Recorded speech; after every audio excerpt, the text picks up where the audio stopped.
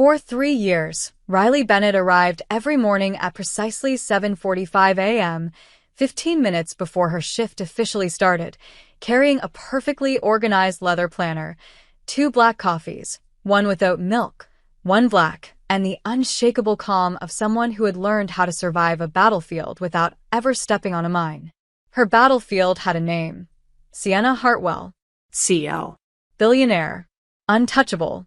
The woman moved like she didn't need air to breathe, like the world itself waited for her to make a decision before turning. Her office was glass and steel and frost, and her voice was colder than both. Everyone in the building knew not to cross her. They whispered stories in the break room about assistants who lasted less than a week, executives who walked out of boardrooms shaking, interns who cried in elevators. But not Riley. Riley lasted. Riley thrived. Riley memorized the way Sienna liked her pens lined up, silver tips out, uncapped. Riley anticipated mood shifts before they surfaced. She scheduled calls before Sienna asked and canceled them before Sienna knew she didn't want them. Riley learned to translate silence into action. She was indispensable, invisible, until the day she wasn't. It started with a number, a minor discrepancy in a quarterly report, a line item that didn't match. Riley flagged it, sent 3 emails, left 2 voicemails. No one responded. Then came the board meeting. 12 powerful people around a long obsidian table, and Sienna at the head like a queen presiding over a throne of ice. Riley stood behind her, silent as always, notes prepared, digital copies loaded, every contingency mapped. And then Sienna turned. Sharp. Cold. The error in the Q2 projections, she said, was due to a miscommunication from my assistant. Riley, do you have anything to say? A hush. Riley's mouth went dry. Excuse me? You were the one responsible for consolidating the departmental reports. That discrepancy originated from your draft. That's not true. Her voice was quiet, firm. Sienna didn't blink. So, you're denying it? I'm saying I raised it. I flagged it in time. I sent multiple emails to your chief analyst. He didn't respond. I forwarded the documentation to your inbox 3 days ago. A pause. A long, uncomfortable one. And then a chuckle. From one of the board members. Looks like someone came prepared. That was when something snapped. Not in anger. In clarity. Riley stepped forward, voice suddenly steady, cutting. I've worked here for 3 years. I've come in early, stayed late, fixed problems you didn't even know existed. I've cleaned up your messes, soothed your investors, kept your press off your back, and built the systems that allow this company to run like a machine. And in return, I get blamed for someone else's incompetence in front of a room full of people because you didn't bother to check your facts. The room went quiet again. Someone dropped a pen. Sienna's eyes narrowed, but there was something else there. A flicker. Surprise? Fear? Riley didn't care. Effective immediately, I resign. A breath caught somewhere in the room. But before I go, let me make one thing clear. This company runs not because you're brilliant, though you are, but because people like me made you look infallible. You don't inspire loyalty. You command fear. And someday, someone with real power will no longer be afraid of you. I hope, for your sake, they're kinder than you've been to every person who's worked themselves into the ground to keep your empire afloat. Then she turned, walked out, just like that. No tears, no regrets. And Sienna Hartwell, untouchable, unshakable, unstoppable, didn't say a single word to stop her. That was the moment Riley stopped being invisible. That was the moment the world noticed. By the time she reached the elevator, someone had posted a video clip. 30 seconds of fire. A secretary snapping. A billionaire boss speechless. It hit 1 million views before dinner. Riley didn't answer any of the media calls. She didn't open her email. She didn't even go home. She checked into a hotel, ordered pasta she couldn't taste, and stared at the city lights like they might offer her an answer. She should have felt terrified. She just walked away from everything. But all she felt was free. Across town, Sienna sat in her office long after dark. The windows reflected the city. The numbers on her screen blurred. For the first time in her career, she couldn't focus. Her staff was quiet. Her phone buzzed. Another executive asking if she was okay. Another message from PR. Another article calling Riley's speech the corporate mic drop of the decade. Sienna closed her laptop. The silence in her office didn't feel calm anymore. It felt empty, echoing. And in the space Riley used to occupy, there was nothing but absence. The chair she never sat in. The mug she never took home. The scent of something clean and soft and stubborn. Sienna poured a drink. Didn't touch it. For the first time in her life, she wondered, what happens when the one person who saw through you walks away? Riley didn't check her phone for 3 days. Not because she wanted to be dramatic, but because the idea of seeing Sienna Hartwell's name flash across her screen made something uncomfortably tight twist in her chest. It wasn't fear. It wasn't regret. It was something colder. Something that tasted like betrayal with a hint of wasted years. So instead, she slept until noon, something she hadn't done in 5 years, and woke up to sunlight rather than fluorescent overhead office lights and Sienna's clipped voice demanding updates. She took long showers, drank mediocre hotel coffee, and wrote down ideas in a notebook she'd been carrying for months, but never had time to open. Business ideas. Organizational strategies. Names for the company she never thought she'd start, but now couldn't stop imagining. Her inbox overflowed. Journalists. Former colleagues. Old professors. People she hadn't heard from in years were suddenly fascinated by her story, by her voice, by the girl who had stood up to one of the most terrifying women in corporate America and walked away with her spine intact. She ignored them all. Her story wasn't theirs. Not yet. Not for free. Across the city, inside a high-rise office that suddenly felt too quiet, Sienna Hartwell was unraveling. Not outwardly. Outwardly, she was perfect. As always. Tailored suits. Flawless presentations. Strategic meetings. But something was off. And everyone could feel it. Emails went unanswered. Meetings ran long. Her tone, once icy and precise, now came in waves. One moment calm, the next snapping like glass. Should we hire a replacement? Her COO asked delicately on the 4th day. Sienna didn't answer. Just stared at her screen where Riley's old calendar still sat open. Color-coded. Efficient. Gone. Her replacement would be a disaster. There was no other Riley. No one who could read her mind.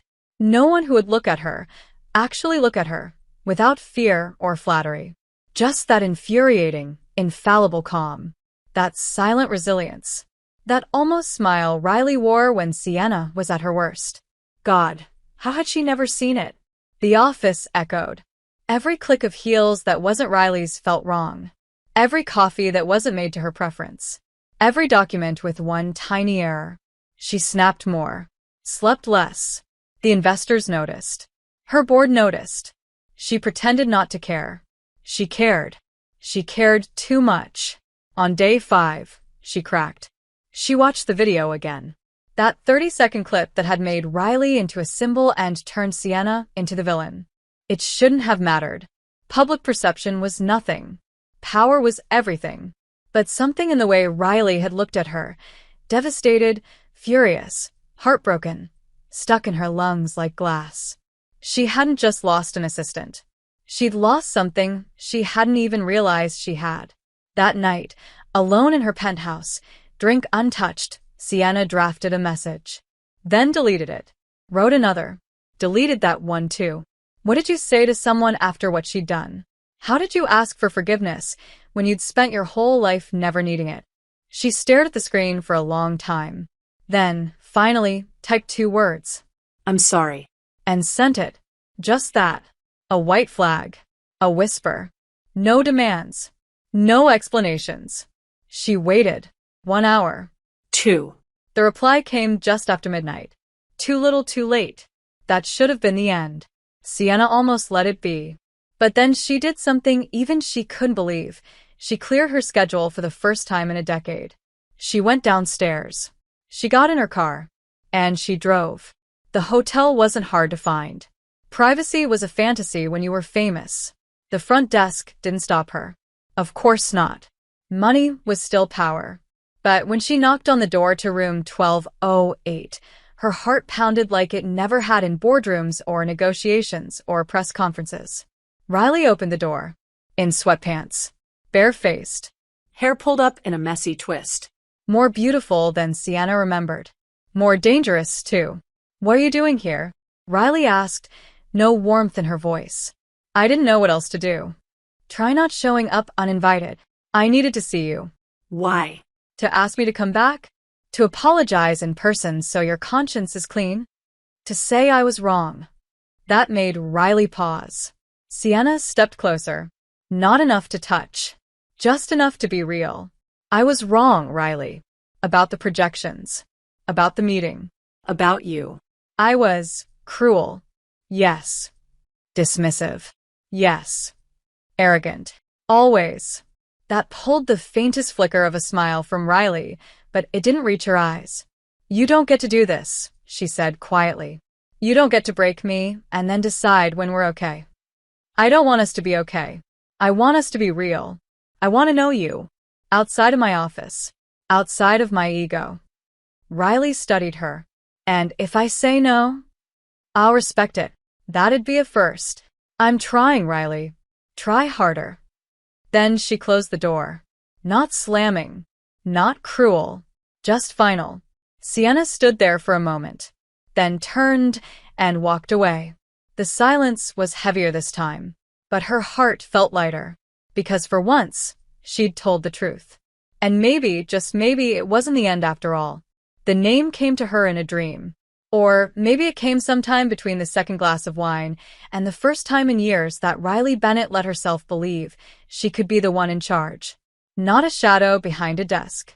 Not a ghost behind a CEO. But the one people called. The one people trusted. The one people feared disappointing. Bennett and Hart. No, not that Hart. Not Sienna. Hart as in heart. As in everything Riley had always put into her work and never gotten back. The logo was sleek. Simple. Clean. The website went live after 48 hours of barely sleeping and too much caffeine. It was quiet at first. Then it wasn't. Because corporate America was a small world. And word got around.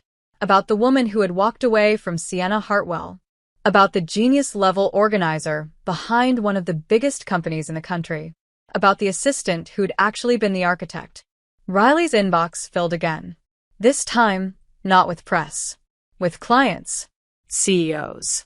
Founders. Venture capitalists. I saw what you did, one said. Can you help us do the same? And so it began. Within 2 weeks, Riley had 5 clients, a growing team of freelancers, and her own office space being renovated downtown. She worked late, but it was different now. She chose it. She controlled it. And when she paused long enough to breathe, to step outside and feel the sun, she realized she was happy. Not content. Not numb. Happy. Across the city, Hartwell Industries was bleeding. Not obviously. Not publicly. But internally, things were slipping. Reports were late. Meetings rescheduled.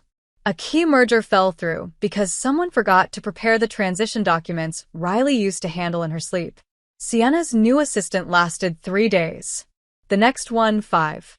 By the time the third resigned in tears, Sienna had stopped pretending the problem wasn't her. But admitting that to herself and fixing it were 2 different things. And worse, competitors had noticed. One in particular. Langford Holdings. An old rival. Ruthless. Strategic. Petty. They'd been trying to take a bite out of Hartwell's market share for years. Now they saw an opening. A vacuum. A weakness. So they made a move. Not on Hartwell. On Riley. It started with a message. Then a meeting. Then an offer. We want to partner with Bennett and Hart, the Langford rep said. You're the brain we've been missing. Hey, if you're enjoying this story, go ahead and drop a like to help us grow even more. And let me know in the comments, on a scale from 0 to 10, what score would you give this story so far? Your feedback makes all the difference. We'll fund the expansion. You'll have full autonomy. Think of what you could build. Riley didn't say yes, but she didn't say no. It wasn't about revenge. It was about finally being seen for what she was worth. But the real twist came 3 days later, when Sienna's board called an emergency meeting. Another merger lost. A major client pulling out. And the whispers spreading through every corridor of the company. She let Riley Bennett go. Sienna sat in the glass boardroom, unmoving, while the CFO ran through numbers that felt like bruises. Every failure traced back to one absence. Every hole exposed what Riley used to fill. And Sienna, flawless, emotionless, ice incarnate, was suddenly very, very tired. "We need to bring her back," someone said. Sienna looked up. "She doesn't want to come back." "Then fix it." "She doesn't trust me." "Then earn it." "It's too late." "It's only too late if you let it be." That night, she sat in her penthouse, surrounded by silence, and watched an interview Riley had finally agreed to. Not on national TV. A podcast. Intimate. Thoughtful. Just her voice. Low. Calm. Deadly honest. "I gave everything to that job," Riley said. "And I didn't even expect gratitude. Just recognition. Just fairness. When I realized I was never going to get that, not from her, I had to walk away. It was either that or disappear completely." "Do you regret it?" the host asked. A pause. "Then no. I regret not doing it sooner." Sienna closed her laptop. Her chest felt tight, not because of the company, because of that voice, because of that honesty, because Riley had always given her everything without asking for anything, and Sienna had destroyed that like it meant nothing. She stood, Poured a drink. didn't touch it, again, then pulled out her phone and typed a message. Deleted it. Typed another. Deleted again. She was tired of words. Tired of half-truths. Tired of hiding. So she made a call instead. Direct. Risky. Unfiltered. And when Riley answered, her voice calm but distant, Sienna simply said, "I don't want to talk about business. I don't want to fix the company. I just want to see you." Silence. Then, "Why?" Sienna swallowed. "Because I miss you. Because I need you to know I see you now. Really see you. And I'm sorry I didn't before." Another pause. Longer this time. Then Riley exhaled slowly. "You can meet me tomorrow. 7 a.m. at the cafe on 10th. No boardroom. No suits. Just show up." Sienna closed her eyes. "I will. Don't be late." The call ended.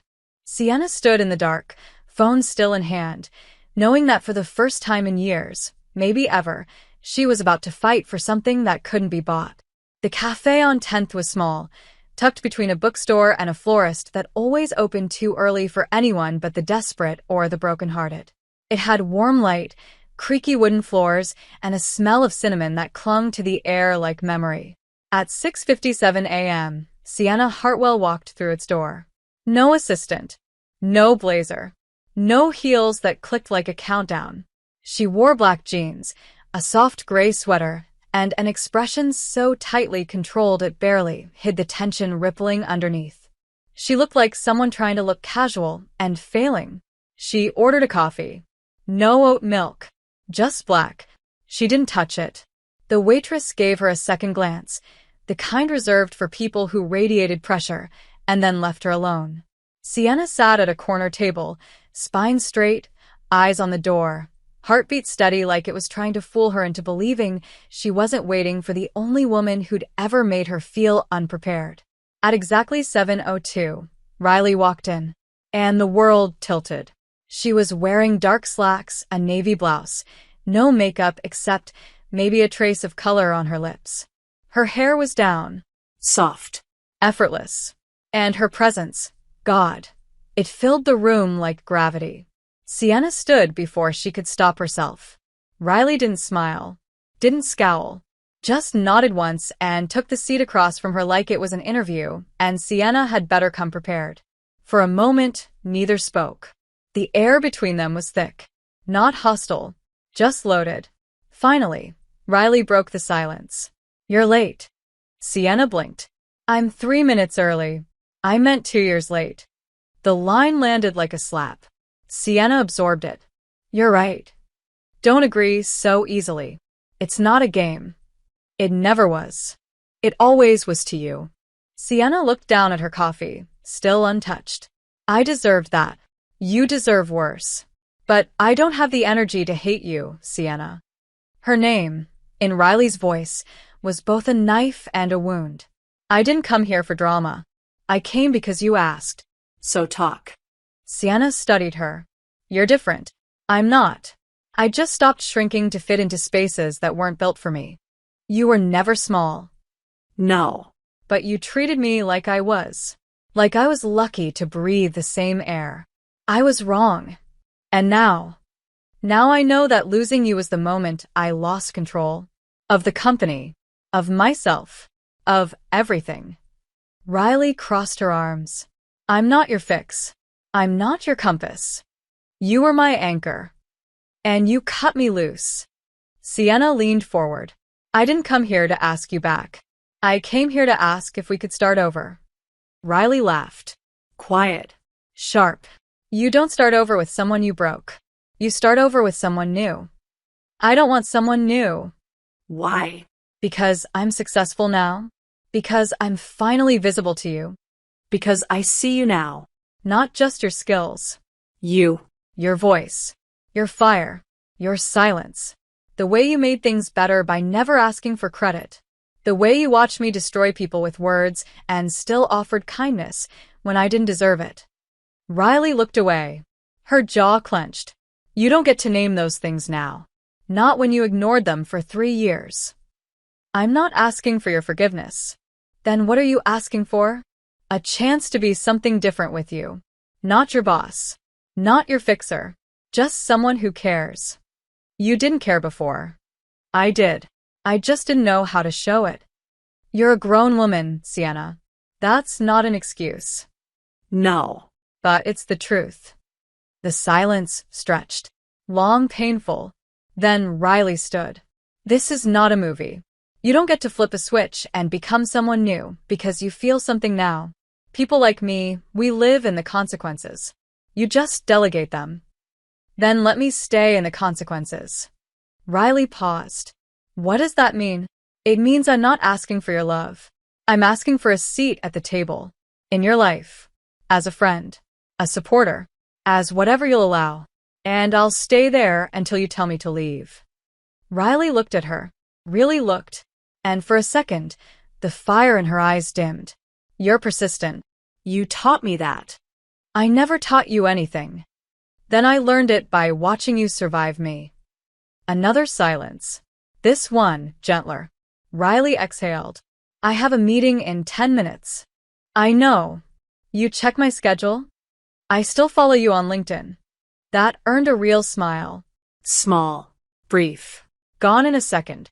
Don't contact me again, Riley said, but her voice had softened. If I want to talk, I'll find you. Okay. And don't show up at my office. I won't. Good. She walked away. Just like that. Sienna didn't follow. Just sat there. Still. Watching the door close behind the woman who no longer fit into her world and had no interest in being part of it again. But for the first time, Sienna didn't feel defeated. She felt something closer to hope. Because Riley had stayed. For a coffee. For 10 minutes. And that was more time than Sienna had ever given anyone. Maybe that meant something. Maybe not. But she would wait. As long as it took. The contract came wrapped in silk and silence, a multi-million-dollar deal from a firm so polished, so high-tier, Riley had to read the proposal 3 times before she believed it was real. Oren Strategic. A juggernaut. Their name had clout. Their CEO, Naomi Oren, had once been called a colder Sienna Hartwell, but with better shoes. The irony wasn't lost on Riley. The offer was flattering. Oversized. Everything Bennett and Hart needed to break into the next echelon of clients. And Naomi herself? She was poised, sleek, and too charming to trust. Their first meeting happened over dinner at a rooftop restaurant that overlooked the city, like a queen surveying her territory. Naomi wore confidence like perfume, intoxicating, expensive, and impossible to ignore. She didn't bother with small talk. We've watched your work. Your launch was flawless. You have vision, Bennett. You're not just a service. You're a movement. And I want in. Riley arched a brow. Why now? Because I like investing in things right before they explode. And because anyone who can walk away from Sienna Hartwell and still stand tall is someone I want on my side. The mention of Sienna tightened something in Riley's chest, but she didn't let it show. This isn't about Sienna. It always is. Whether you like it or not, you've become the woman who challenged the machine and built her own empire from the rubble. People love that story. I love that story. Riley sipped her drink. Stories are just that. This is business. Naomi smiled. Then let's talk terms. They did. For hours. Naomi was smart. Strategic. Her vision aligned with Riley's in sharp, unexpected ways. And when Riley left that rooftop, contract draft in hand, she couldn't deny it. This could be the game changer. Back in her office, her team was buzzing.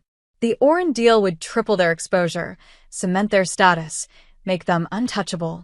Everyone was thrilled. Everyone except Riley. Because deep down, under the rush of success, something felt off. Naomi didn't just want a partnership. She wanted an ally in a war Riley hadn't agreed to fight. That night, Riley sat at her desk, staring at the contract. Her phone buzzed. A message from Naomi. Looking forward to making history together. Dinner again next week. And then another almost as an afterthought. By the way, I hear Sienna's board is panicking. I wonder what they'd do if they thought you were working with me. There it was. The angle. The leverage. Naomi didn't want Riley. She wanted what Riley represented. A dagger aimed at Sienna Hartwell's legacy. Riley locked her phone and closed her laptop. This deal could build her. Or it could reduce her to someone else's weapon. The next morning, she met with her legal advisor, reviewed every clause, every detail. Everything was perfect on paper. But contracts weren't made of paper. They were made of power. And this one felt like a leash. Meanwhile, at Hartwell Industries, Sienna was unraveling in silence. Publicly, she was fine. Privately, she knew the storm was coming. Rumors were flying. That Riley had partnered with Naomi. That Riley was being used to destabilize the company from the outside. That the very person Sienna had pushed away was now holding the blade that could gut her from a distance. Her CFO brought it up in a meeting. If this deal goes through, we lose 3 regional accounts. They're already leaning toward Oren. Sienna said nothing. You have to talk to her. She doesn't want to talk to me. Then find another way. Or this company won't survive another quarter. That night, Sienna didn't drink. She didn't run. She wrote a letter. By hand. 1 page. No branding. Just ink on paper. She didn't try to defend herself. She didn't beg. She simply said, if you sign that contract, I'll understand. You owe me nothing. But if you still believe in the version of yourself that once saved me from myself, don't let anyone use you to finish what I started to ruin. She had it delivered by hand. No assistant. No courier. Just one of her oldest guards. A man who knew Riley's name. Knew what she meant. Riley received it the next morning. She read it once. Twice. And then again. It wasn't an apology. It was something stranger. Something raw. Something honest. She didn't respond. But she didn't sign the contract either. At least, not yet. Days passed. Naomi grew pushy. Is it Sienna? Is that why you're hesitating? Riley didn't answer. She didn't owe her that. But she owed herself a decision that wouldn't make her hate her reflection.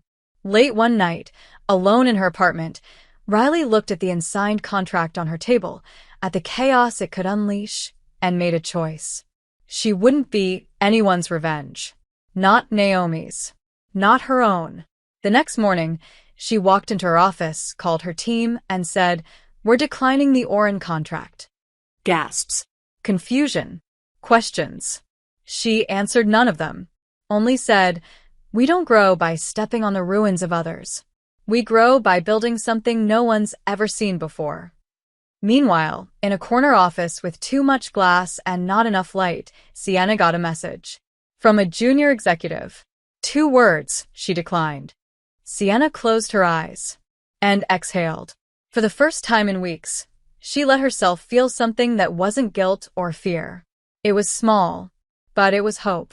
The message came on a Thursday morning, just as Riley was finishing a call with one of her new international clients. A joint proposal had landed unexpectedly, a pitch for a collaborative summit between emerging consulting firms and legacy corporations, meant to foster innovation across sectors. The organizers were clear. They wanted Bennett and Hart. And they also wanted Hartwell Industries. Riley's first instinct was to say no. But the offer came with backing from 3 major investors, a press package already in motion, and a guest list filled with names too powerful to ignore. She didn't want the headline. Ex-assistant and ex-employer face off on the same stage. She didn't want proximity. She didn't want temptation. But she wanted respect. And more than that, she wanted proof that she could share space with Sienna Hartwell and not burn alive. She said yes. The summit was in Chicago. 1 weekend, 3 panels, 2 presentations, 1 shared cocktail hour.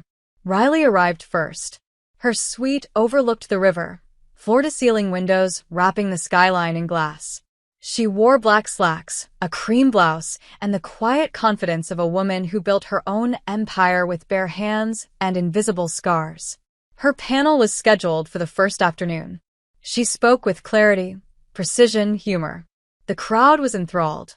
She didn't mention Hartwell Industries. She didn't have to. Her name said enough.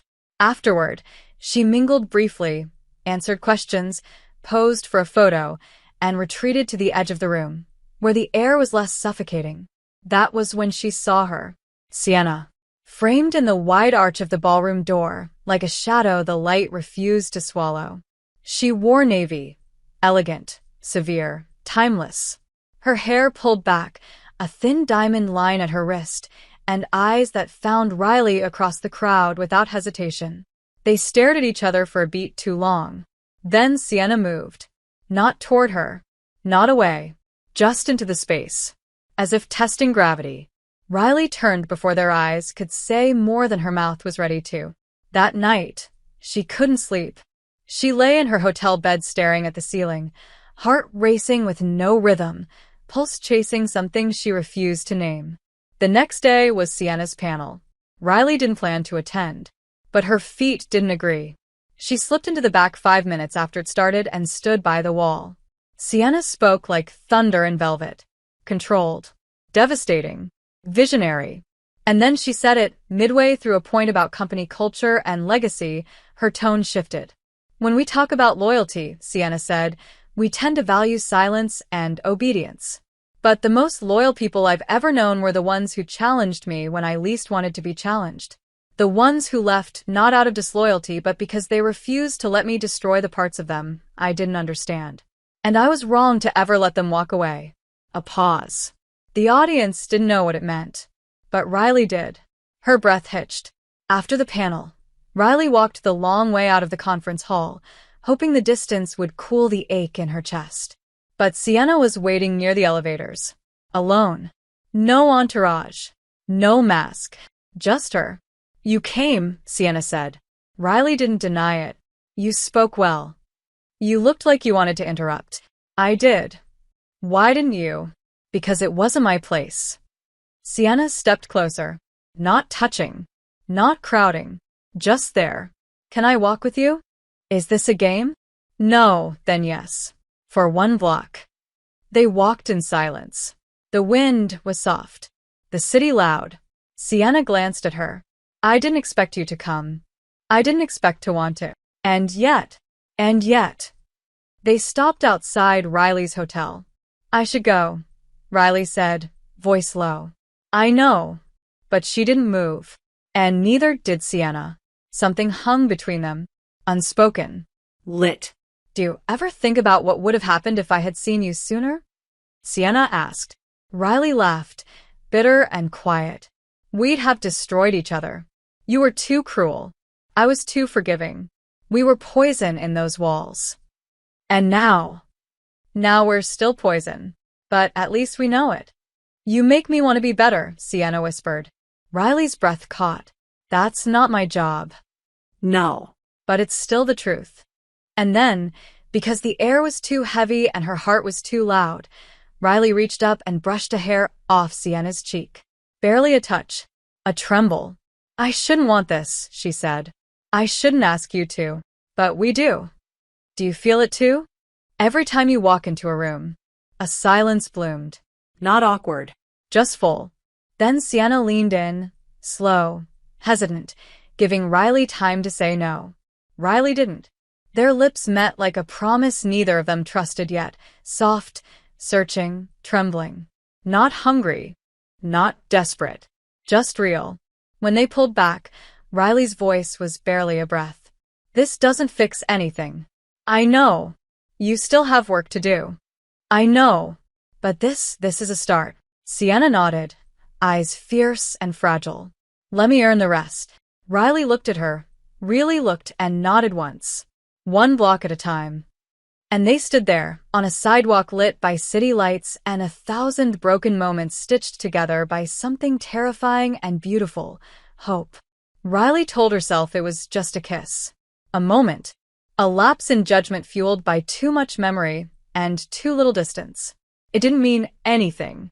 She told herself that every morning after the summit, and every night when she lay in bed with the ghost of Sienna's mouth still lingering on hers.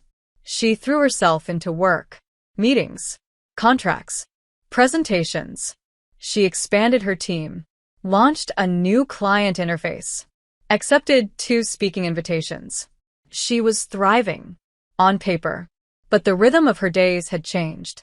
There was a crack in her focus, a breath that hitched every time her phone buzzed, because it might be her, and sometimes it was texts, short, careful. No pressure. Just presence. I saw your piece in the journal. Brilliant. There's a new Italian place opening on 9th. Made me think of you. You looked unstoppable today. Riley didn't always answer, but she never blocked her.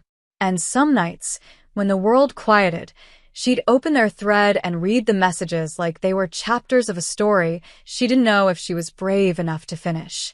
Sienna, for her part, didn't push. It was the hardest thing she'd ever done. Not chasing. Not controlling. Not calling at midnight demanding clarity. She'd spent her whole life getting what she wanted with pressure, with precision, with power. But Riley didn't respond to that. Riley responded to truth. So she gave it. In pieces. In restraint. In patience. Until one Friday afternoon, Riley called her. No text. No warning. Just a single ring before Sienna picked up, her voice a soft exhale. Hi. Hi. Silence. And then, there's a gallery opening tonight. I was going to go with a friend, but she bailed. You want to come? Sienna blinked, caught off guard by the normalcy of it. Are you asking me on a date? I'm asking if you want to stand in a room full of overpriced art and pretend we don't have 3 years of emotional trauma between us. Tempting. Take it or leave it. I'll take it. The gallery was downtown. Modern. Minimalist. Stark walls and dramatic lighting and champagne that tasted like ambition. Riley wore a deep green dress that made Sienna forget her own name. Sienna wore black, like always, but with softer edges, no shoulder pads, no sharp heels, just elegance and quiet reverence for the woman beside her. They walked through the space slowly, talking about nothing. Art, lighting, texture. But beneath every word was tension. Not hostile, just dense. Heavy with everything unsaid. At one point, Riley stopped in front of a painting. Abstract. Chaotic. Red streaks over pale canvas. What do you see? She asked. Sienna stepped beside her. Looked. Anger. I see restraint. You would. What does that mean? It means you see everything through a lens of control. Even rage. Maybe. Or maybe I've just learned not to let emotion destroy me. Riley turned to her. Is that what I did to you? No. You made me feel. That's what scared me. Still. Less than before. The air between them pulsed. People moved around them, laughing, sipping, posing. But they stood still, locked in some invisible orbit. Walk me to my car? Riley asked. Always. They left through a side door. The night was warm, quiet. Her car was parked just down the street. They didn't speak until they reached it. Then Riley turned. "This is the part where I usually say goodnight and drive away. Do you want to?" Riley's mouth parted. Closed. "I don't know. Can I ask you something?" "You can ask. What do I need to do to prove I'm not the woman I was?" Riley hesitated. "You can't. Not all at once. Not with words. With time. With consistency. With not trying to win. And what if I want to win you? Then stop trying. And just be someone worth staying for." Sienna nodded slowly. "Can I kiss you again?" Riley's breath hitched. "If you do, I might not stop at this time." "I'm hoping you won't." And then they were kissing. In the quiet hum of the city night, beneath the soft glare of a street lamp, they kissed like the world was just beginning. No fireworks. No witnesses. Just mouths remembering. Hands relearning. Bodies leaning in instead of away. Riley broke it first, barely pulling back, her forehead resting against Sienna's. "We're not fixed. No, this could fall apart. It probably will. But for tonight, I'm yours," Sienna whispered. Riley nodded. "Mine." And for the first time in a long time, they didn't run. Didn't retreat.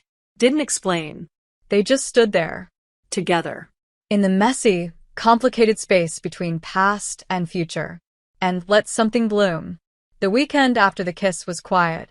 Not silent. Not cold. Just calm in a way Riley wasn't used to. There were no grand gestures. No floods of messages. Just two women walking along the edge of something real, neither of them sure whether to dive or wait for the other to jump first. On Sunday, Sienna sent her a single text. "Thinking of you." No pressure. Just that. And Riley stared at it for a long time before replying. "I'm thinking of you too." It wasn't a declaration, but it was something. And in a world where control had always been Sienna's shield, something was revolutionary. Monday hit hard. Riley had back-to-back meetings, 2 pitches to finalize, and a team member who needed firm but kind redirection after messing up a client presentation. She handled it all with the kind of efficiency that had made her invaluable at Hartwell Industries. But now, she was doing it for herself. On her own terms. And still, Sienna lingered in her mind like a heartbeat she couldn't ignore. It was only when she sat down with her operations director that she heard the news. "Hartwell Industries is all over the wires," Marla said, scrolling through her tablet. "Something about a whistleblower. Internal data breach. It's bad." Riley's spine stiffened. "How bad?" "Leaked client files. A few NDAs. The board hasn't commented, but people are speculating. Investors are already reacting." Riley nodded, trying to focus. But all she could hear was that voice in her head, low, calm, brilliant even when cold. "Sienna." She grabbed her phone. Hesitated. She didn't want to overstep. But she couldn't ignore it. Finally, she sent a message. "Heard about the breach. If you need anything, advice, structure support, whatever, I'm here." 10 minutes later, the reply came. "I could use you, but not professionally. Just, can I see you tonight?" Riley stared at the screen. Then typed. 8 p.m. My place. Bring dinner. I'm not cooking. Noted. That night, Sienna arrived in jeans and a soft sweater, holding a brown paper bag that smelled like overpriced Thai food and emotional damage. Her hair was down. No makeup. She looked exhausted. And beautiful. And real. Riley let her in without a word. They sat on the couch, eating straight from the containers, not bothering with plates. "How bad is it?" Riley asked. Sienna didn't lie. "Worse than it looks. Someone inside leaked confidential contracts. 3 major partners are considering pulling out. And the board is waiting for me to clean it up with minimal PR fallout. Can you trace it?" "I already did. It was Philip, my interim CTO. The one you flagged months ago." Riley blinked. "You didn't fire him? You said to." "I didn't listen. And now?" "He's gone." "But the damage is done." Silence. Then Riley looked at her. "Why didn't you listen to me?" Sienna set her food down. Because back then, I thought being right was more important than being smart. And I didn't trust that you were both. And now I know you always were. Riley exhaled slowly. What are you going to do? Fight. Alone? Sienna met her eyes. Unless you'll stand beside me. Riley shook her head, not in rejection, just disbelief. You still don't get it. I'm not your shield, Sienna. I'm not your quiet fixer behind the curtain. I'm not going to disappear again so your empire looks perfect. I don't want you to disappear.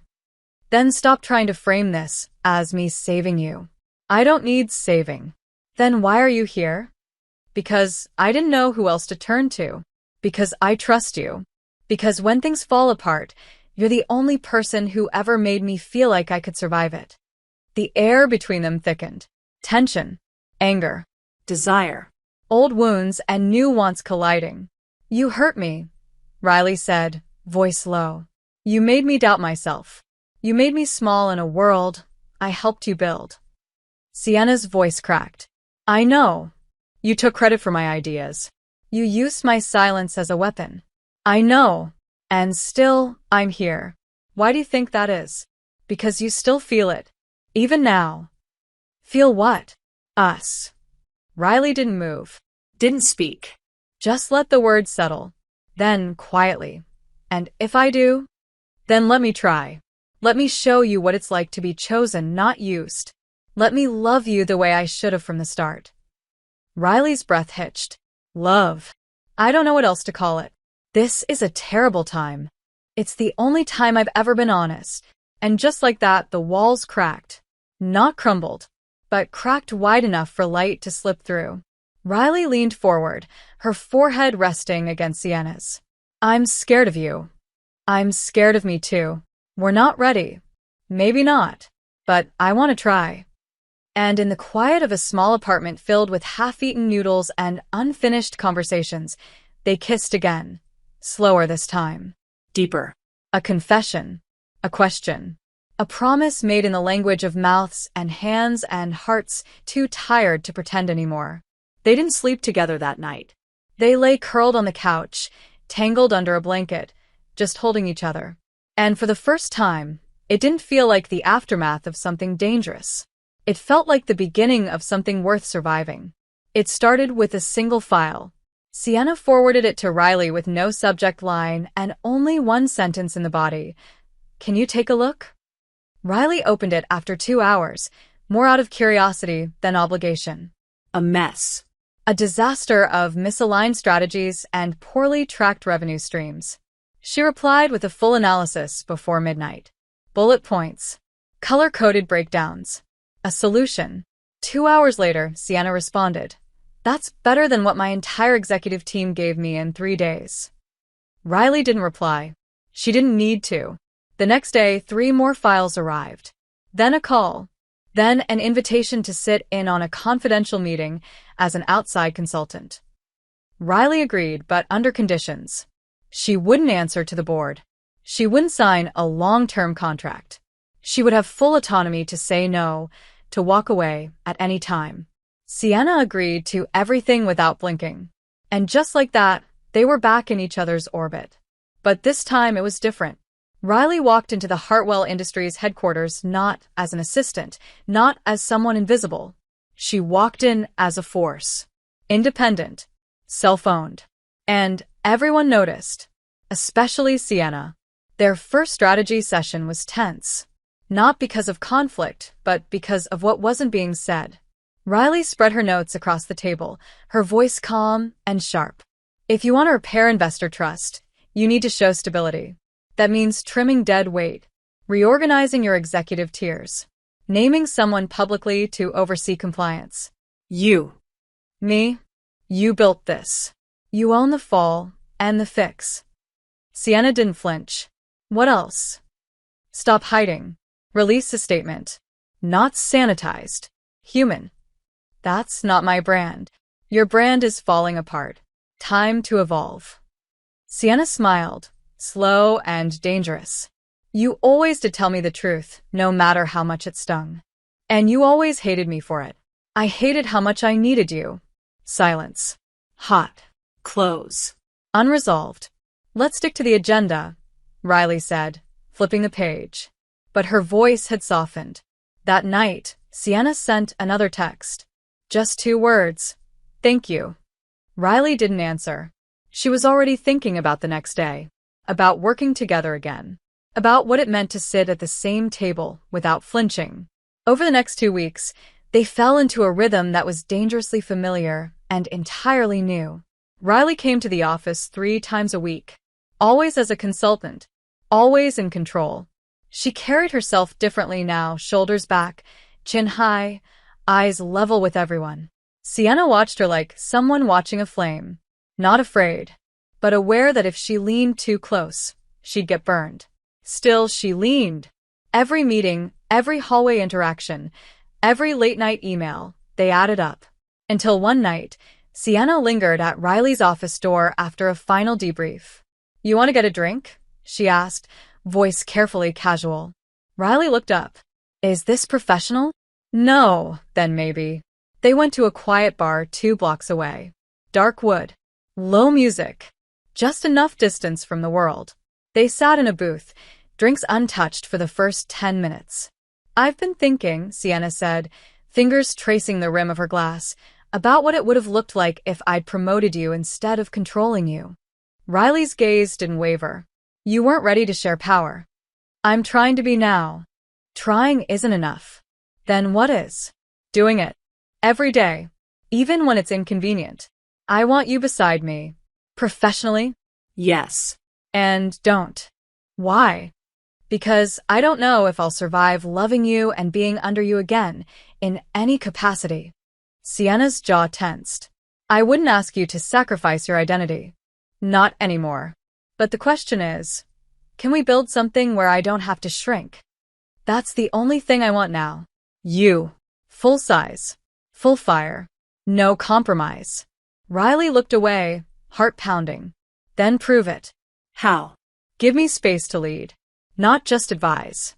Let me step in as an equal on the restructure. The board will follow your lead, like always. If you let me stand beside you publicly, then I'll believe you're serious." Sienna nodded. "Done. That easy. Nothing about you has ever been easy, but this decision is." They left the bar separately. No kiss. No touch. Just a long look that said soon. Days passed. Riley's role became more visible. She stepped into meetings with authority, made calls that shifted investor opinion, spoke in Sienna's name when needed. The board bristled, then submitted, because results were undeniable, because Riley's name now meant something on its own. One afternoon, after presenting a new transparency protocol, Sienna caught Riley by the elevators. "You were incredible today." "I know. Is it wrong that I find that confidence unbearably attractive?" Yes. "But say it again." "You're incredible." Riley leaned in, close, but not touching. "Don't ruin this. Define this. This fragile thing we're building. Respect. Balance. Trust. And the other thing?" "What other thing?" "The part where I want to pin you against this wall and undo everything you're wearing." Riley smirked. "That can wait. The board still needs to vote on the transition plan." "So business before pleasure?" No. "Business during restraint. That's even worse. Then suffer a little longer." And she walked away, heels clicking like punctuation on a challenge. Sienna didn't follow, just smiled to herself. Because for the first time in years, she was falling in love. And for the first time ever, she was falling the right way forward, not down. The plan was ambitious. A full-scale corporate restructuring initiative that would cut costs, modernize outdated systems, and, if executed flawlessly, restore investor confidence in Hartwell Industries.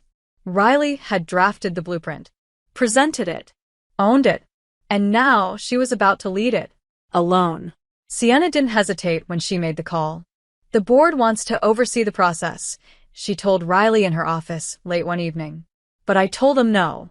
I told them you'd handle it, and that I trust you completely." Riley looked up from her laptop, brow raised. "You told the board that?" "I did." "And they agreed?" They didn't have a choice. Riley stared at her. You really are trying. Trying? You just handed me the most critical project in your company. No, Sienna said softly. I handed it to the woman I believe in most. Riley swallowed. She didn't smile, didn't joke. She simply nodded, and in that quiet, charged silence, a wall that had long stood between them cracked. The next 2 weeks were chaos. Controlled, but chaos nonetheless. Riley led the restructure with razor-sharp precision. She worked long hours, coordinating departments, managing resistance, soothing egos, and enforcing a clarity Hartwell hadn't seen in years. She demanded accountability. And she got it, not because of fear, but because of respect. Still, she wasn't invincible. The board pushed back, especially the old guard, the ones who still viewed her as the assistant who brought coffee and color-coded agendas. She's too young, one muttered in a closed meeting. Too untested, said another. Too emotional, added a third. Sienna didn't raise her voice. Didn't even stand. She simply leaned forward, looked each man in the eye, and said, She's the reason this company is still breathing. Say one more thing that underestimates her, and I'll have your resignation on my desk by morning. Silence. And then compliance. Sienna left the meeting early, headed straight to Riley's temporary office, 2 floors down. Riley was bent over a cluster of documents, lips pursed, hair pulled back, sleeves rolled to her elbows. Sienna knocked once and walked in without waiting. They don't deserve you, she said. Riley didn't look up. Then make them. I'm trying. Try harder. Sienna stepped closer. You're tired. So are you. Let me take you out. I have 3 departments still resisting the implementation schedule, a vendor threatening to walk, and a finance director who keeps calling me Miss Bennett like I don't run this floor. Then let me come to you. Riley finally looked up. Her eyes were fire. What does that mean? Dinner. My place. Tonight. You don't have to pretend. You don't have to lead. You can just exist. Riley hesitated. I don't know how to exist with you without losing control. Sienna's voice dropped. Then lose it. That night, Riley arrived at Sienna's penthouse just before 9 p.m. Her hair was still pinned, blazer still on, phone still buzzing. But when Sienna opened the door, she reached out, took Riley's phone, and set it aside. Just tonight, she said. Be mine. Not my consultant. Not my savior. Just mine. Riley stepped inside. The apartment smelled like wine and rosemary. There were 2 plates on the dining table, a bottle of red already uncorked, and Sienna, barefoot, hair loose, softer than Riley had ever seen her. They ate in silence for a while. Not awkward. Just full of things unsaid. Then Sienna leaned back, wineglass in hand. Do you remember your first week at Hartwell? Riley smirked. You fired someone in front of me for misspelling reconciliation in a slide deck. He'd done it 3 times. I thought you were a monster. And now I know you're just terrified of being seen. Sienna's jaw clenched. I spent my entire life becoming the kind of woman no one could destroy. And then you walked in and did it without even trying. Riley stood, walked around the table. Sienna looked up, breath catching as Riley stepped between her knees. I didn't destroy you, she whispered. I made you feel something. I still do. Then show me. Sienna stood, slowly, eyes never leaving Riley's. Are you sure? I'm tired of pretending I don't want you. Even after everything I did? Especially after watching you try to be better. And then they kissed. No more restraint. No more distance. This was not the soft kiss of a question. This was the kiss of an answer. Riley pulled Sienna's sweater off. Sienna unbuttoned Riley's shirt with shaking fingers. They moved through the apartment like it was familiar, even though they'd never touched like this before. On the couch. Against the wall. Finally, the bedroom. Clothes scattered. Breaths gasping. Hands learning. Bodies aligning like they'd done this in 100 lives before. It wasn't just sex.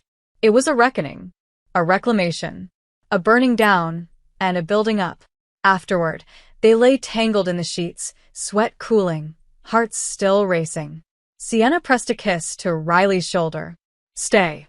Riley hesitated. "This doesn't mean I'm yours." No. "But it means I have a chance to be."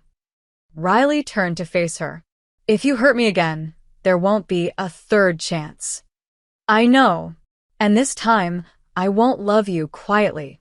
Then I'll listen louder." And in the darkness, wrapped around each other, they let themselves hope. Not for a perfect ending, but for a future neither of them had dared to imagine. The week following their night together passed like a breath held too long. Sienna and Riley didn't talk about it, not directly. They were professionals. They had a job to do. The restructure was entering its final phase, and Riley was overseeing implementation across 6 departments with military precision. Every system touched bore her fingerprints. Every executive report echoed her methodology. She was everywhere. And still, every time Sienna entered a room, her eyes sought Riley's. And Riley's found hers. They moved around each other like magnets, no longer resisting. The world noticed. Whispers started. In the hallways. In boardrooms. Riley heard them. Sienna ignored them. Because what they were building, whatever name it carried, felt real. It felt earned. And neither of them wanted to give it up. But Hartwell Industries wasn't just a company. It was a battlefield. And not everyone wanted Sienna, or Riley, to win. It began with an anonymous email, forwarded to the entire board, titled only, "Hartwell's Hidden History." Attached was a zip file, containing internal memos, personal emails, and, most damningly, a confidential agreement from 7 years ago, one that implicated Sienna in a quiet acquisition of a failing rival company led by a former mentor, executed without full board approval. Technically legal, ethically gray, and very, very scandalous. Riley was in a meeting with mid-level managers when Marla, her operations lead, burst in. "We've got a problem," she whispered. "Big one." Riley read the file on Marla's tablet, then read it again. Her blood went cold. She knew about the acquisition. She had seen glimpses of it in old archives during her years at Hartwell. But this was weaponized. And someone wanted Sienna destroyed. By 3 p.m., the media had picked it up. By 4 p.m., the board had called an emergency session. By 5 p.m., Sienna was alone in her office, staring at the skyline with a glass of bourbon untouched in her hand. Riley entered without knocking. "You knew this would come out someday." Sienna didn't turn. "I thought I had more time." "You always do. Until you don't." Sienna finally looked at her. "Are you here to walk away?" "No, to save me? Not this time." "Then why?" "Because this is what love looks like when it's real. I'm here to face it with you." Sienna's jaw trembled. Just slightly. "I made a mistake. You made a choice. And now you deal with the consequences." "They want my resignation." "Then don't give it to them. They'll vote.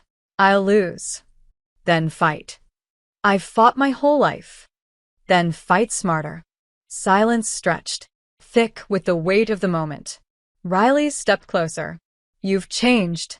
But this company still thinks you're the woman who buried her enemies. They're waiting to be proven right." Don't give them that. "And if I lose you in the process?" Riley's voice was steady. "You won't. But you might lose me if you run." And that was the line Sienna couldn't cross. At the emergency board meeting, she walked in with her head held high. The room buzzed with tension. Some members looked triumphant. Others anxious. No one spoke until she did. "The documents leaked today are real," she said. "I made a call that was legally sound but lacked transparency. I won't defend it. But I will remind you what came of it: a 10% increase in company equity, a rescue of over 100 jobs, and the foundation for the division we're now depending on to stay solvent.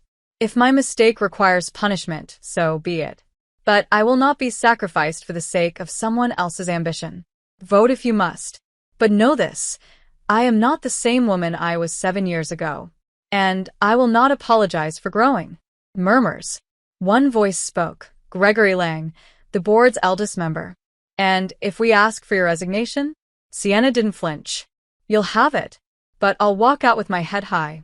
And so will every investor who still believes in results over revenge. The vote came, and it was close. 5-4. Sienna stayed. Barely. When she returned to her office, Riley was waiting. You held your ground. I bled on it. That's what makes it real. Sienna moved to her. You were right. Again. I usually am. And you stayed. I will. As long as you don't lie to me. Never again. Then we're okay. But the storm wasn't over. The leak had done damage. Stock prices dipped. Analysts buzzed. Clients asked questions. And through it all, Sienna and Riley worked side by side, not as boss and assistant, not even as lovers, as partners, equals. And every night, when the offices emptied and the noise died down, Sienna would find Riley. In the break room, in the elevator, in the silence of her office, and touch her hand. Just once. A silent question. And every night, Riley let her. A silent answer. Until one evening, as the sun fell low and the city shimmered with headlights, Riley turned to her and said, "Let's go home." Yours or mine? Ours. If you still want that. Sienna didn't answer. She just kissed her. Fierce. Certain. No longer asking permission. No longer hiding. The past was ugly. But what they were building now, this, was something worth surviving for. The storm didn't pass. It shifted. Took a new form. Less scandal, more strategy. After the board vote, after the media noise softened into background chatter, a new threat emerged, quiet, polished, and wrapped in smiles. It came in the form of an offer. A merger. Not a hostile takeover, not exactly. Just a strategic consolidation from a legacy firm named Covington Solutions, a conglomerate known for swallowing struggling companies whole and calling it synergy. The board didn't hesitate. It's a lifeline, Lang said in a closed-door session. They'll stabilize our numbers. Expand our reach. The market will react favorably. Riley, seated beside Sienna, didn't blink. And in exchange? Lang cleared his throat. They want a controlling interest. 2/3 of our board. Approval power on all C-level appointments. So, they want the company. They want to save it. By gutting everything that made it Hartwell in the first place? By making sure it survives. Riley turned to Sienna. You can't agree to this. Sienna's jaw was tight. Her fingers steepled in front of her lips. I need time to consider. Time? Riley's voice was low, calm. Dangerous. This isn't a discussion. It's surrender. It's strategy. It's erasure. The room fell silent. Lang shifted. The vote will be held in 5 days. After the meeting, Sienna didn't speak as they walked to her office. Riley followed, furious but quiet. When the door shut, Sienna turned. Don't do that. Do what? Challenge me in front of them. Undermine me. I'm not undermining you. I'm reminding you who you are. Who I am is someone responsible for 500 employees. For their salaries, their families, their futures. And who I see is a woman who rebuilt her power from ashes, who learned how to lead without cruelty, who's still afraid to stand alone when it counts. That cut deep. Sienna looked away. You think I'm weak? No. I think you're scared. And I think you're allowed to be. But I also think you don't get to hide behind strategy when your soul is on the line. This isn't about my soul. It's always been about your soul. Silence fell again. But it wasn't angry anymore. It was intimate. Sienna sat on the edge of her desk. What would you do? Reject the offer. Call in favors. Pivot hard. Get creative. And if we fail? Then we fail on your terms, not theirs. Sienna looked at her. I need you to say it. Say what? That you believe in me. Riley stepped forward, took her hand. I believe in you more than anyone ever has. But you have to believe in yourself loud enough to drown out their fear. Sienna's eyes burned. She leaned forward, kissed Riley's knuckles. Stay with me? Always. The next few days were war. Riley and Sienna locked themselves in strategy sessions, building a counteroffer, drafting a public statement, lining up alternate investors who still had faith in the Hartwell name.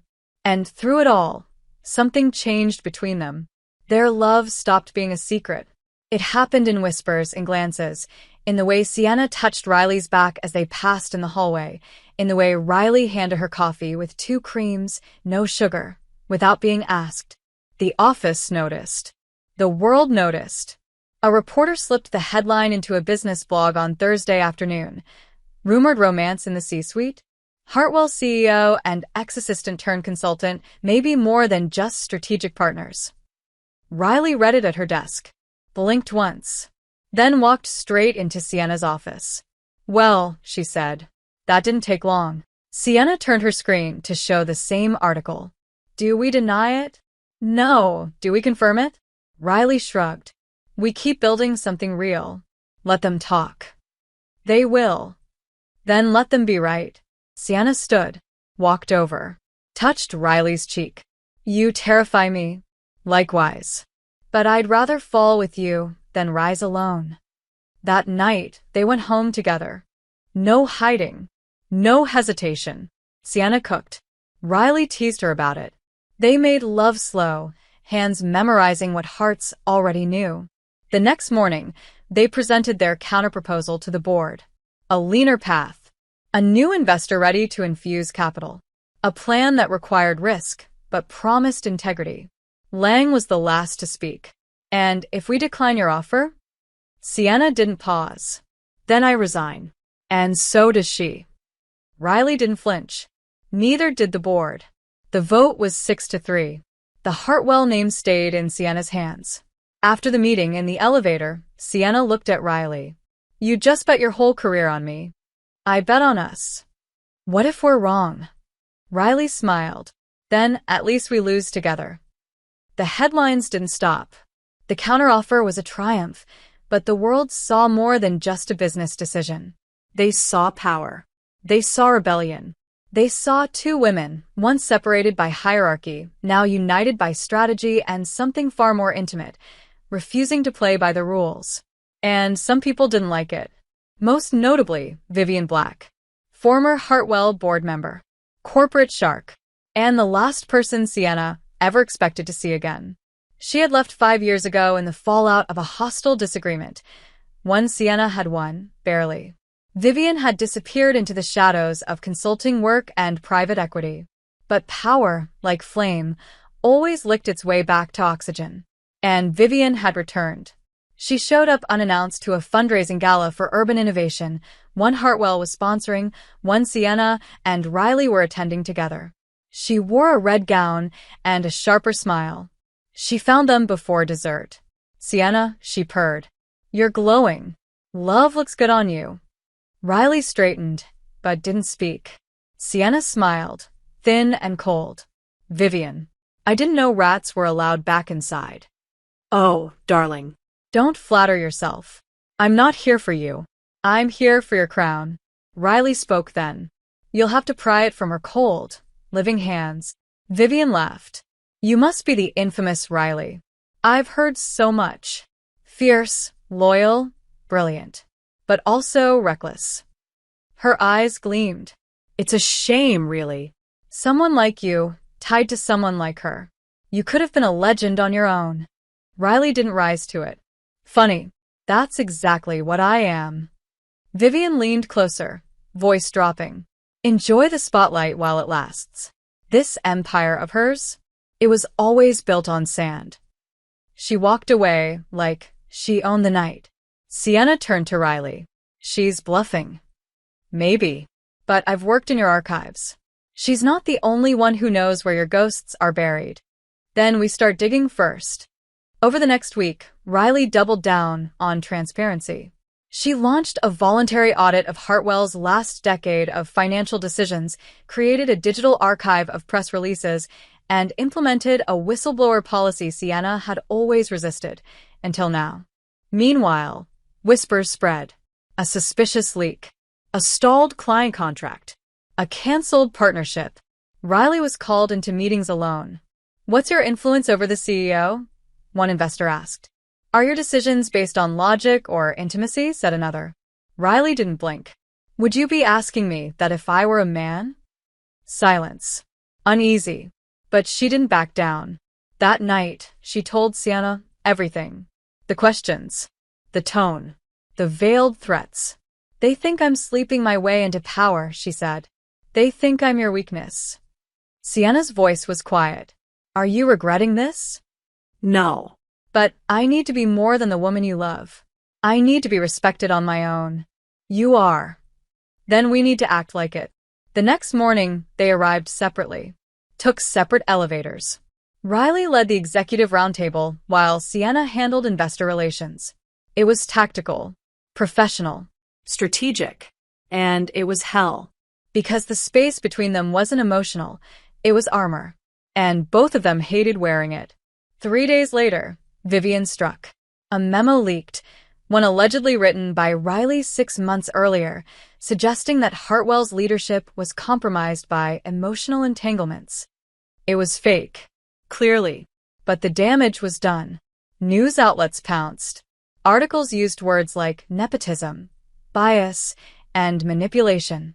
The board called another meeting, behind closed doors, without Sienna, without Riley. For 48 hours, everything hung in silence. Then came the message. The board would be holding a vote of no confidence in Riley's role as lead strategist. She wasn't being fired. She was being erased. Quietly, elegantly, sidelined without ceremony. That night, Sienna came to her apartment. No driver. No security. Just her.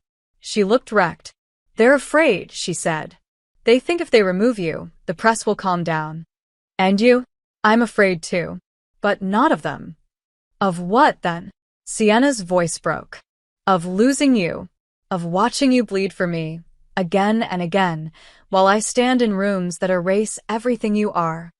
Riley stared at her. Then let me fight. They'll come for you harder. They already are. Then let them. Sienna stepped forward. Or we leave. Walk away. Start something new. You and me. Our own firm. No boards. No politics. Just us. Riley's heart twisted. That sounds like a dream. Then let's make it real. But if I run now, I lose the war. Not if we take the battlefield with us. Riley exhaled. You'd really give it all up? Not for you. With you. And that was the difference. Not a rescue. A partnership. Not surrender. Strategy. 2 days later, the board prepared for the vote. Riley walked in with a portfolio in hand, handed each member a letter, her formal resignation as lead strategist. I won't give you the satisfaction of pushing me out, she said. But I also won't let you destroy what I helped rebuild. Then she turned to Sienna. Ready?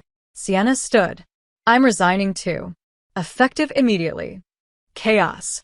Voices. Lang shouting. You'll kill the company. Sienna smiled. No. We're setting it free. They left together. Cameras caught them holding hands. The internet exploded. Headlines clashed. But they didn't look back. 2 months later, a new firm launched. Bennett Hart. Consulting. Strategy. Reinvention. It trended on day one. Clients followed. Press fawned. Power shifted. And one night, as they stood in their new glass office, Riley wrapped her arms around Sienna from behind. You ever think we were crazy?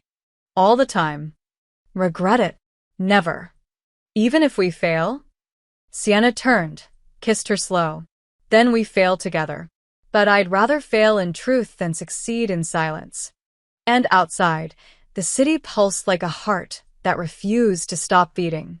Bennett Hart was a storm no one saw coming. In less than 30 days, they signed 5 major clients, 3 of them former Hartwell partners who'd followed the women behind the empire, not the empire itself. The firm's mission, bold strategy, ethical transparency, and adaptive leadership, hit a nerve in an industry hungry for reinvention. Riley became the face of execution.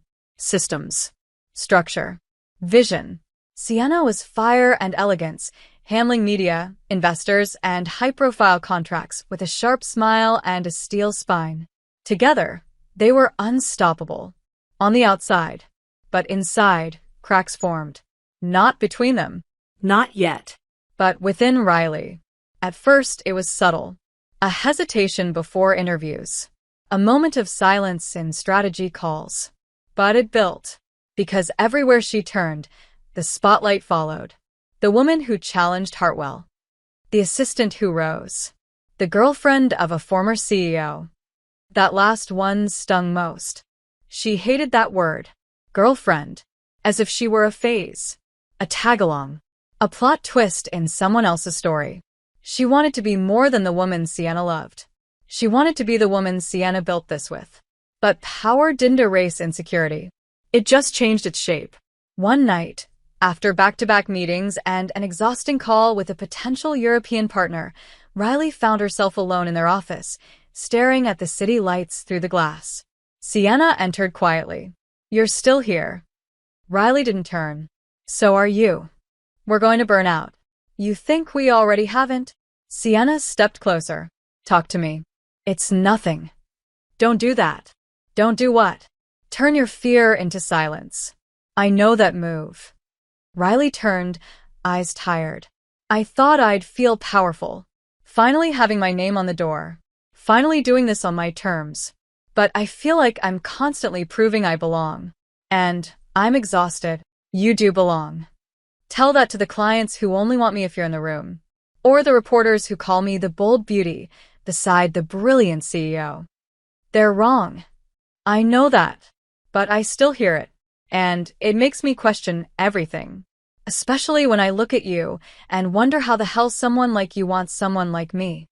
Sienna didn't flinch. She walked forward. Took Riley's face in her hands. "Someone like you? I feel like a fraud." "Riley, I feel like one day you'll wake up and remember I was supposed to be your assistant, not your equal. Stop. That maybe this was all momentum. That you were just chasing guilt. Or adrenaline. Or maybe," Sienna kissed her. Hard. Quiet. Not passion. Not seduction. Just grounding. When she pulled back, she whispered, "I wake up every day and wonder if I deserve you. And that's how I know I do." Riley blinked, tears at the edge of her lashes. "I hate feeling small again." "Then stop shrinking. You don't need my shadow. You build your own light. And what if that light burns too hot?" Sienna smiled, soft. "Then we burn together." The next morning, Sienna did something she'd never done before. She stepped back. Publicly. She canceled 3 appearances. Declined a magazine cover. In her place, Riley went. Alone. She sat on panels. Gave interviews. Took meetings. Not as a co-founder's girlfriend, but as the leader she had always been. And people listened. Really listened. Because now, there was no one standing in front of her brilliance. There was only her. At the same time, Sienna focused inward. She began mentoring a group of young female executives. Quietly. Consistently. She started using her influence not to command but to elevate.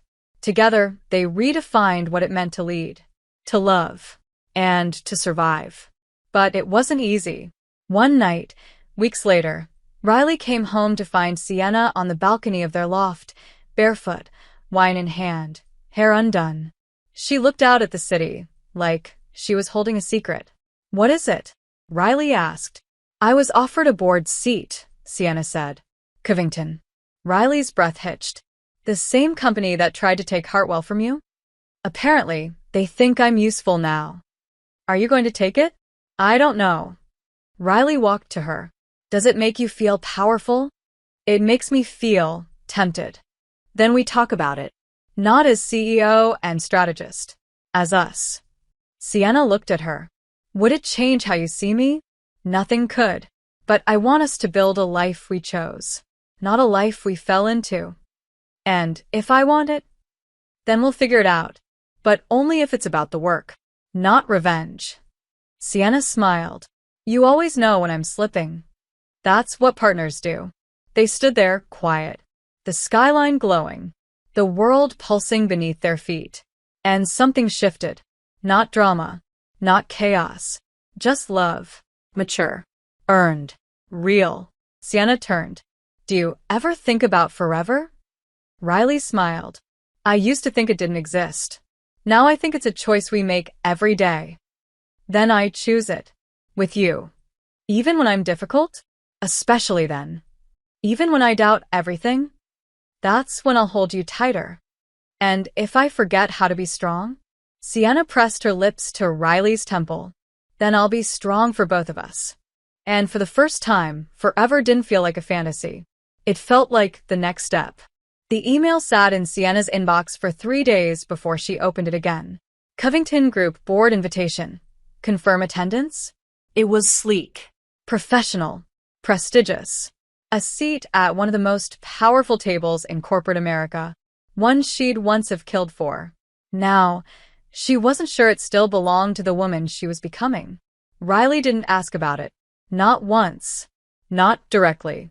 But Sienna could feel the question between them every time they passed in the hallway of their office, every time they touched hands in the elevator, every time Riley kissed her like she was afraid the ground beneath them might vanish again. Friday night, it all came to a head. They were home. Pizza half-eaten on the coffee table. A documentary playing unwatched.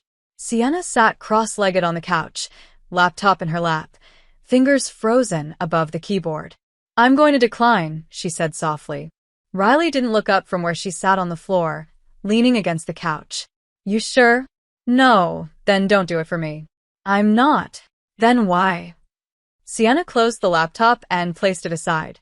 Because I know who I am without them. For the first time in my life. I used to think power was about being feared.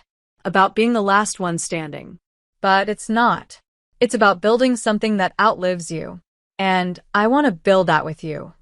Riley turned slowly. Her eyes searched Sienna's. You're really choosing me.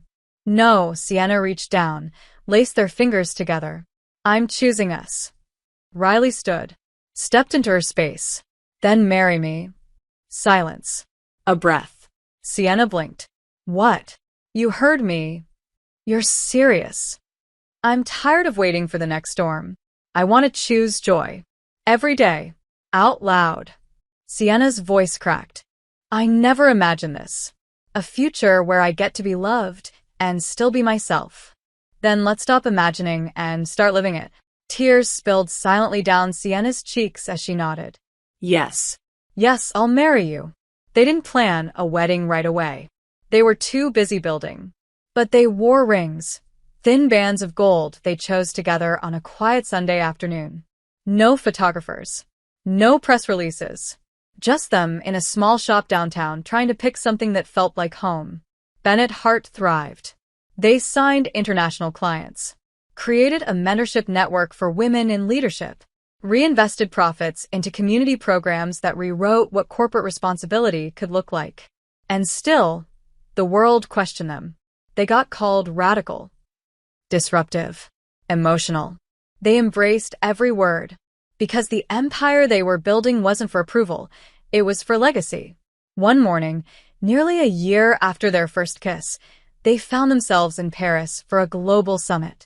The night before Sienna was set to speak on a panel about ethical innovation, they walked along the Seine, coats wrapped tight, fingers intertwined. Do you ever miss it? Riley asked. Hartwell, the old version of you. No, Sienna said. I miss the illusion sometimes. The ease of being feared instead of vulnerable. But this life, this love, it's harder. And better. Riley stopped walking. Pulled Sienna close. I love you. Sienna smiled. I never get tired of hearing that. Then I'll keep saying it. Every day. They kissed beneath the glow of city lights, in a city that didn't know their story, but somehow understood its ending. A week later, they married in Italy. Quietly. On a hill surrounded by cypress trees and the smell of sun-warmed olives. No press. No investors. Just 10 people who loved them and a promise whispered like prayer. I see you. I choose you. I will never shrink you to feel strong. They danced barefoot in the grass. Ate cake with their fingers. fell asleep tangled in sheets and laughter.